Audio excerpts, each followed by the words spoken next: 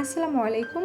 অসংখ্য ধন্যবাদ জানাই আপনাদের ভালোবেসে সবসময় কাজগুলো সাপোর্ট করে আসছেন। শুরুতেই অনুরোধ থাকবে প্লিজ পেজটি ফলো দিয়ে রাখবেন যাতে করে নতুন কোনো ভিডিও আপলোড দিলে আপনার কাছে আগে পৌঁছায় যায়। আজকে তৈরি করব কুমড়ো পাতায় কাসকি মাছের চপ রেসিপি। খুবই ক্রিস্পি এবং জুসি আজকের রেসিপিটা। যদি আপনি একবার একটু কষ্ট করে দেখেন সবসময় বাসায় তৈরি করতে পারবেন, চায়ের সঙ্গে গরম ভাতের সঙ্গে খেতে খুবই টেস্টি। আর আজকের চপ তৈরি করতে যে কুমড়ো পাতা লাগবে আমি সেগুলো ছাদ বাগান থেকে সংগ্রহ করেছি। আকাশও ছিল বেশ মেঘলা মেঘলা। চপগুলো খেতেও কিন্তু বিকেলে চায়ের সঙ্গে খুবই টেস্টি লেগেছে। 800 গ্রামের মতো কুমড়ার পাতা ভালো করে বেছে নিয়ে ভালো করে ধুয়ে নিতে হবে। এরপরে কুচু করে নিয়ে 1 কাপ পেঁয়াজ কুচি, 8 থেকে 10টি কাঁচা পাকা মরিচ কুচি, হাফ চা চামচ হলুদের গুঁড়া, স্বাদ অনুযায়ী লবণ, আদা রসুন পেস্ট 2 চা চামচ, একটি ডিম, ময়দা অথবা চাউলের গুঁড়া 1 কাপ, চটকে মেখে নিতে হবে। এরপরে 400 গ্রাম কাসকি মাছ দিয়ে দিতে হবে। সঙ্গে দিয়ে দিতে হবে 2 চা চামচ টালা জিরা পাউডার। আবারও ভালো করে মেখে নিতে হবে। হাতের তালুতে